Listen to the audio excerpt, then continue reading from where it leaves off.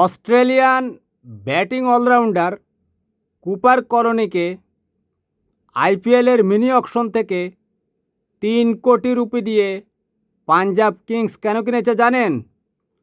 আজকে ভারতের প্রধানমন্ত্রী নরেন্দ্র মোদীর দল গুজরাট টাইটান্সকে শায়েস্তা করার জন্য।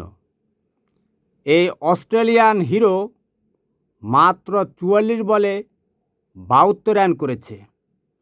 তার ব্যাটিং তাণ্ডবে গুজরাট টাইটান্স দিশেহারা হয়ে পড়ে।